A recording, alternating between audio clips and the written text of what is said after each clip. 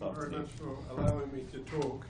I'm fortunate that most of you here have heard Professor Waldman's and Sharp's talk that have introduced the concept of regulatory cells in controlling immunity. And whilst our focus has been on using these cells to induce tolerance to a graft or control autoimmunity, I realized during the course of the last 2 days that maybe this knowledge may help regulate immune responses that are not desired against therapeutic products. So what is our background, or where did we come at this from? And we're focused on antigen-specific Tregs, whereas much of the literature talks about non-antigen specific T regulation. And like Herman, we noticed in rodent models that you could get grafts to be accepted and they became tolerant in a very specific way, in that they'd accept a graft from the same donor but reject one from the third donor. So this is a very specific form of tolerance. But these animals aren't clonally exhausted or clonally depleted. They have T cells which will react against the donor graft in vitro and in vivo. And we found you could transfer this tolerance and actually use the cells from these tolerant animals to suppress normal cells. So this was a suppressor or regulatory phenomenon. We found that you needed CD4 cells, and if you depleted the CD25 cells, you no longer transferred tolerance. So taking away the CD25 population of tolerant cells left you a population that could affect the specific donor graft rejection. And we thought this is characteristic of an activated T cell, and looked at what happened to these cells when you put them in culture. And when you put them in culture without antigen, or even with the specific donor antigen, they die. And within days, they revert to being cells that can affect rejection. You lose the tolerance, the regulatory cells, and you're left with the effector cells. So we put back into those cultures a very crude supernatant of CON-A stimulated lymphocytes. This is before there were defined cytokines, and showed that culture with supernatant could allow the cells, the transfer tolerance, to survive. So the question was, is this IL-2 or is this something else? That's why we look for CD25. And it's not totally IL-2. So we spent a lot of time trying to work out what cytokines there are. Now, we're partly touched on these topics, and we think that natural Tregs, which are defined as these CD4+CD25+Foxp3+ positive cells, can be converted, or the subpopulation which identifies antigen can be expanded to regulate, much as Dr. Sharp mentioned with T helper follicular cells. She thinks they come from natural Tregs. We think our cells come from natural Tregs. They may well come from induced Tregs as well, but the studies we've done are with natural Tregs. So the other concept is that at every phase of the immune response, you have regulatory cells that control. So at the beginning, you have natural Tregs, which will dampen down every immune response. But the more heightened a response gets, the more potent regulatory cells you get, and you actually get cells which will convert your effector cells into regulatory cells to stop the immune response. So in every immune response, there's regulation. They're turned on. That's a matter of whether they dominate and turn off the response. So then there's a potential balance where if you could swing it towards the regulatory cells, you might be able to induce tolerance. And that's one of the themes of our talk. Now, this is just a slide to show you that effector cells, which are FOXP3 negative, have these two pathways of activation, signal 1 and signal 2, which you mentioned this morning. And you need both of those to activate an effector T cell. And later on, the maturation of those effector cells is dependent upon cytokines, initially IL-2 or IL-12, other cytokines. And this slide just shows you that Tregs have nearly all the same molecules, but they differ in very subtle ways. In the natural Tregs, they have CTLA4, which blocks activation of the second signal. And their activation depends on a second signal from IL-2 or other cytokines, not on the classical signal 2. And this is why drugs like sirolimus or mTOR inhibitors favour induction of regulatory cells, because they tend to block signal 2, not signal 1. But most of the mechanisms of regulatory T cells and effector T cells are very, very similar. The differences are very subtle. Now, this is a sort of slide to show you that effector T cells can be made into many lineages. I've only mentioned 3. I could have T helper follicular cells here. And that their initial activation depends on different cytokines, but that there's usually a second or third step where they need other cytokines to further activate them. So the activation of effector cells is a 2 or 3 step phenomenon, and is dependent upon the cytokines that are present. And that during this activation, the cytokines they produce differ. So, for example, a Th1 cell will initially produce a lot of IL-2. As we saw this morning, as they get more activated, they stop expressing IL-2, and they mainly express interferon gamma and TNF-beta. The same thing with Th2 cells. They initially express a lot of IL-4. Later on, they express IL-5 and IL-13, and not so much IL-4.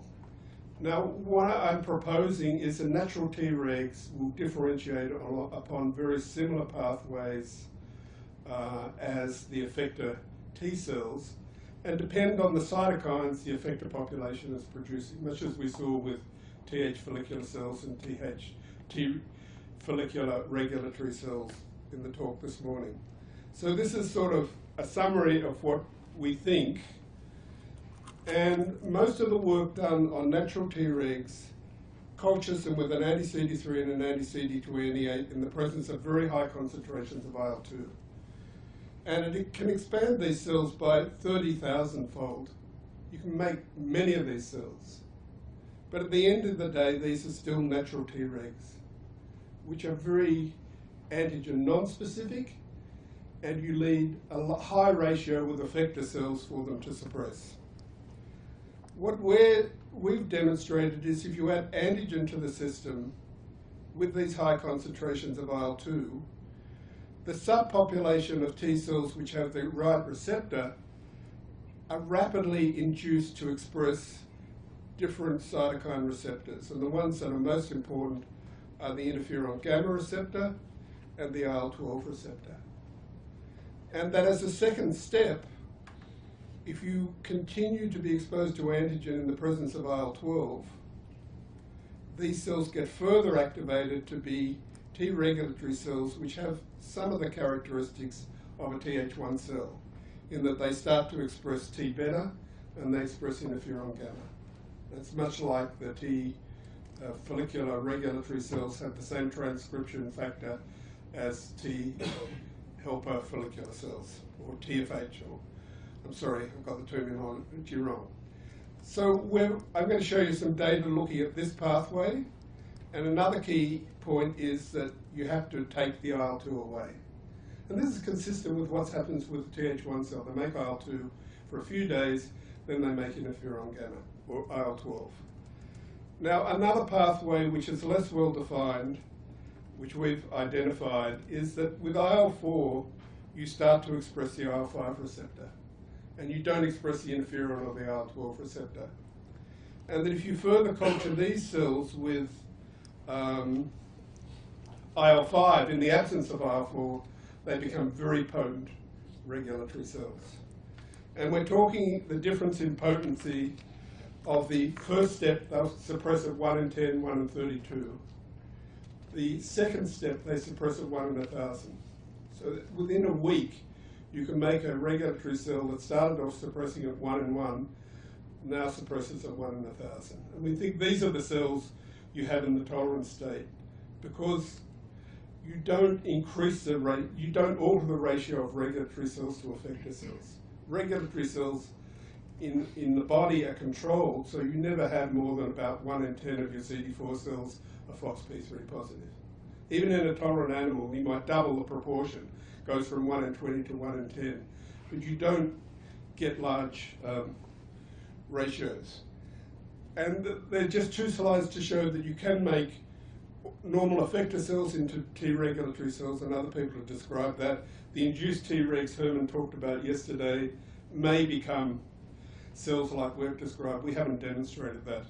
And that effector cells can become exhausted, as we heard this morning, can die, or they can actually be converted into regulatory cells. But I'm not talking any more about these cells. I'm just going to concentrate on the nTregs culture with either Th1 or Th2 cytokines. So the first question is, which cytokines do you need to maintain them? And I've told you the answer to that. So if you take normal cells and look in a mixed lymphocyte culture against alloantigens, they don't respond against self. They do respond against two different alloantigens. The CD25 cells has much less responsiveness. If you take them away, the remaining CD25 negative cells have a marked increase in responsiveness. So these cells, in this mixed population, these cells are regulating these cells. If you look at a tolerant animal, you still have a good response to the specific donor, which is origin, as you do to a third party. But when you look at the CD25 positive cells, they don't respond to specific donor. So it's a paradox. You'd expect a tolerant animal to have lots of regulatory cells which would respond, and they don't respond. Whereas they retain responsiveness to third party. And the CD25 negative cells respond. So they're not totally exhausted and they're not clonally deleted.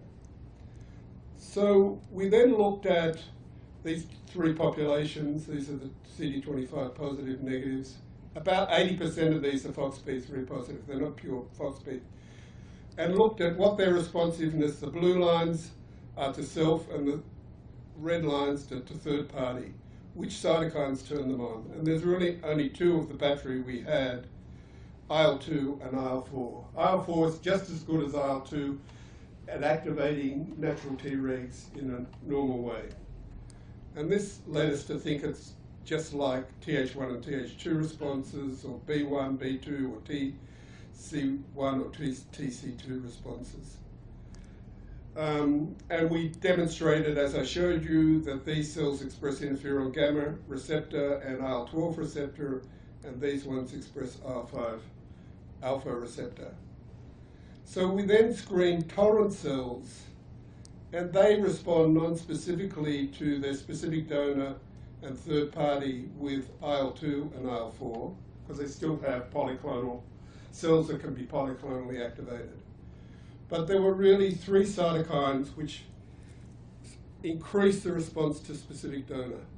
Interferon gamma and IL-5 were the most dominant. All these others didn't have a specific response.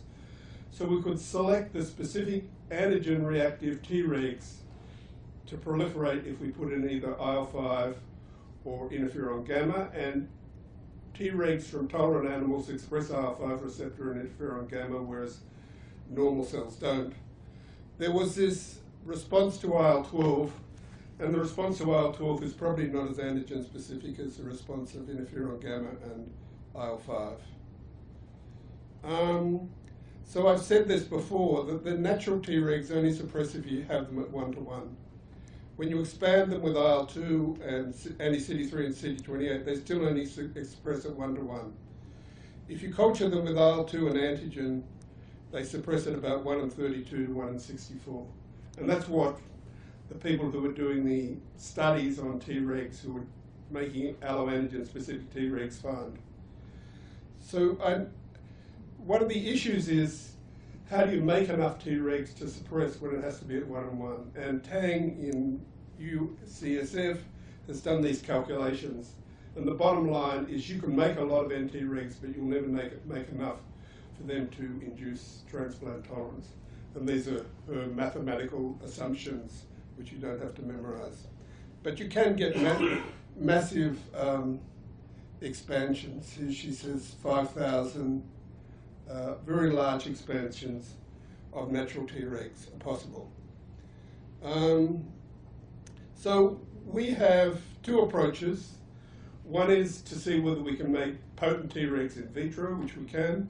And the second is to see whether we can use one of these late cytokines to promote as a therapy to promote antigen-specific Tregs in vitro.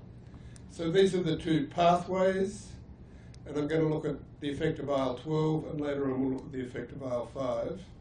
And this is just to illustrate what we're talking about. Polyclonal expansion up the top, the specific two-step induction along the bottom, first with IL-2 and then with IL-12. And when you do these cultures, the second step with a second lot of IL-2, IL-12 alone, IL-2 and IL-12, you still have 60 to 70% FOXP3 positive, CD25 positive cells. So you're retaining Treg phenotype.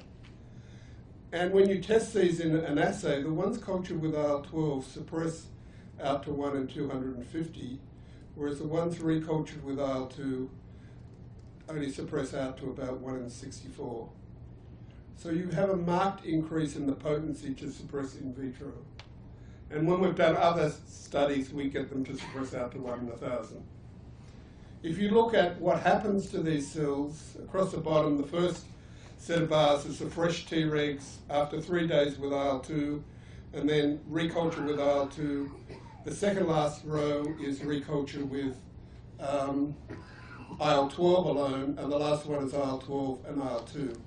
And the critical things is they induce to express lots of IL-12 receptor. The second row, they still express a lot of FOXP3. The ones recultured with IL-12 start to express T-beta, which is the transcription factor for Th1 cells, and they start to express interferon gamma. They still express interferon gamma receptor, and they also express this other cytokine IL-5, which goes up when you culture with IL-2. So in addition to expressing receptors, they change their cytokine profile. So these are described in the literature as Th1 type Tregs. They've been well described, and it's well described that to make them, you have to reculture, or you have to have IL-12 in the absence of IL-2. So we tested these to see what effect they had on a fully allogeneic graft rejection, which normally it rejects in about 6 or 7 days.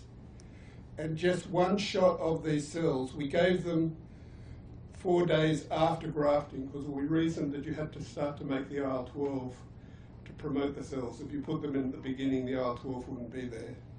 And you see this markedly delays the specific donor graft rejection. This is one shot of 5 million cells. And it doesn't prolong third-party graft rejection. And if you just reculture with IL-2, that doesn't work. So these are very potent regulatory cells which suppress in vivo, and we think could be used in therapy because it's more feasible to make enough for them to work. We've published that work.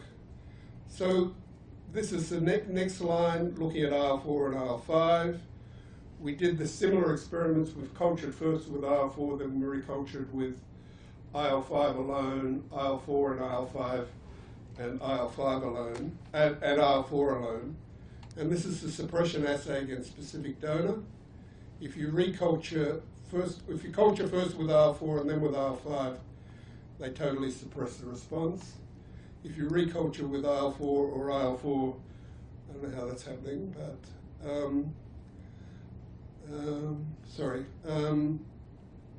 if you reculture with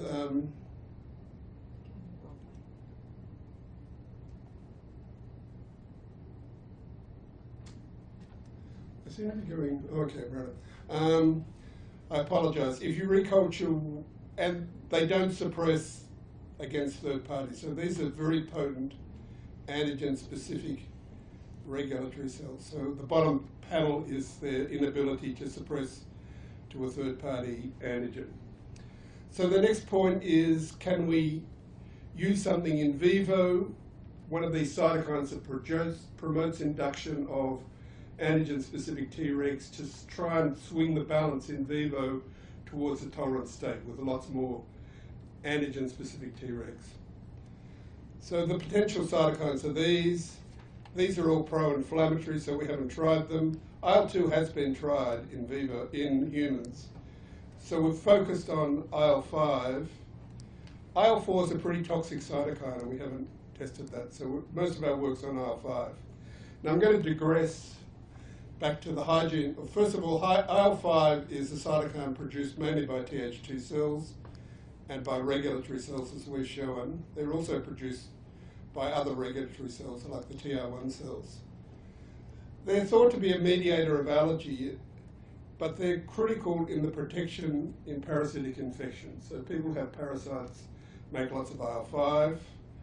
The main cells that express IL-5 receptor, this is the specific chain, are eosinophils and mast cells. Some B cells in rodents do, but not in man. And we've identified that this IL-4 activated Treg expresses the IL-5 receptor. Now, in multiple sclerosis, it was described in Argentina by Coriel that his patients who had eosinophilia didn't get relapses. And this is his data showing the bottom line is the incidence of exacerbations, MRI lesions, etc. So all the lines along the bottom show you not getting any signs of relapse of MS, and the controls are the patients without eosinophilia. So in his hands experience, clinically, people who had eosinophilia didn't get relapses or progression of their multiple sclerosis. And he had a follow-up paper where some of these people needed to have their parasites treated, and when he eradicated the parasites, their MS started to relapse. And he studied regulatory cells and suggested it was due to CD4+/Foxp3+ positive regulatory cells. This is some epidemiological data looking at countries with high incidence of trichuria infestation and low incidence. The y-axis is the incidence of multiple sclerosis. If you live in a country with a high incidence of parasitic infestation, you don't get multiple sclerosis. And this is an anecdote that somebody told me from Amgen, that after the Civil War, the Southerners were all tired and weak. And the Rockefellers had a research project, and they identified they were infested with hookworm. They eradicated the hookworm, and immediately afterwards, there was an epidemic of asthma. So it's a paradox. You get rid of the hookworm, get rid of IL-5, and then the people get asthma. And to demonstrate how serious people take these findings, they're actually in inflammatory bowel disease and multiple sclerosis, treating people with a porcine or pig-derived parasite. And I don't know what the clinical results are, I'm not going to comment upon that, but it paradoxically appears to reduce the incidence of asthma and allergy. And some of these people have suggested it's a Treg phenomenon. So what we did is, it's well described in rodent models, that parasitic infection reduces the severity of autoimmune disease. So this is a model of EAE, where you have a semi-log sort of scale here, and the blue line is the controls who just got EAE, and the dark blue line are the animals who got a parasitic infection. So they had delayed infection and less severe disease. And we treated these animals with an antibody to block IL-5, and that's the red line. They revert back to disease profile like controls, untreated, parasitic infected.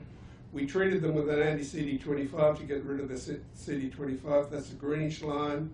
And not on this graph, we treated them with an anti-IL-4 because you need IL-4 to induce the Tregs that respond to IL-5, and that abolishes the parasitic effect. And we've done studies to show that the parasitic animals get more of these Th2-like Tregs in their body. So we thought we'd take out the middleman and just see what IL-5 did. And this is treatment of another model of demyelination. If you start treatment before the onset of disease, the blue line, with high doses you don't get disease. With intermediate doses you reduce disease, and the green line is the controls. So if you continue the treatment, the red line is continued treatment with IL-5, versus the controls. This is again starting before you get disease. Again, not immediately you immunise the animals, but about 9 days or a few days before the onset of clinical disease. And our original studies were these ones where we treated after the animals became sick, and within 24 hours you arrest disease and they recover much more rapidly. This is their weight loss. Again, they lose as much weight. This is if you block the IL-5 with an anti-IL-5, you block the beneficial effect. This is what happens to the lymphocyte. Monocyte profiles, there's no difference, but you do induce eosinophilia as you'd expect. In this model, the nerves are demyelinated, so you can quantify the demyelination. This is 2 days after starting treatment. Normal looking nerve, hardly any demyelinated. The controls are very demyelinated. Later on, a similar effect. If you count the number of demyelinated nerves 2 days after you start treatment, about 1 or 2% are demyelinated versus, I think, about 11% in the controls. And later on, it's 3% versus about 30%. So you totally turn off demyelination within 2 days. If you look at the infiltrate, the black lines are controls, this is the IL-5 treated, and the grey is the IL-5 treated, but where they're co-treated to eliminate the CD25 cells. So you get less macrophages, and that's reversed if you don't have CD25 cells. You get less CD4 cells, less CD8 cells, and you have more CD25 positive cells. If you look in the tissue, these are the IL-5 treated. They have less T cell receptor. Foxp3 is greater, that's the black bars. IL-5 receptors greater. Interferon gamma is not different, probably because these IL-5 induced Tregs express interferon gamma. And TNF-alpha, which is a mediator in this disease, is reduced. IL-2 is reduced. IL-17A is reduced. There's no difference in IL-5 because, again, the highly induced Tregs express IL-5. So this is a very potent way of turning off autoimmunity. And if you look at the Tregs from these animals, this is response to self with no antigen, to the immunizing antigen, and to a third-party autoantigen. You only get response to the specific antigen, and the black bar is if you add IL-5 to the culture, you double their proliferations. And these animals have lots of CD25 cells expressing the IL-5 receptor. So that's the evidence we have that IL-5 increases the number of Tregs, goes about doubles the number in peripheral tissue. If you deplete Tregs with CD25, you don't get the IL-5 effect. You get increased numbers of these cells in the nerves where you get reduced inflammation, and you have more Foxp3 and IL-5 and IL-5 receptor mRNA in the nerves. And you can demonstrate these animals have more Tregs responding to specific immunizing antigen, and that response is enhanced if you put in IL-5. So this is sort of the pathway we're talking about. Initially, you make IL-4, you turn on your Tregs to express IL-5 receptor, then the Th2 cells make IL-5. It further turns on these cells to these potent T regulatory cells. Now, the same thing happens in humans. They express IL-5 receptor alpha if you culture them with IL-4. And this takes us back to the hygiene hypothesis and may explain the hygiene hypothesis and the latitude effect. MS is rare in equatorial countries and increases the further you get away from the equator. The less likely you are to have parasites the further you are away from the equator because you wear shoes and you're not outside. Now the final thing, I'm a transplantologist. This is our problem this is the Australian data. I don't know how I do this, but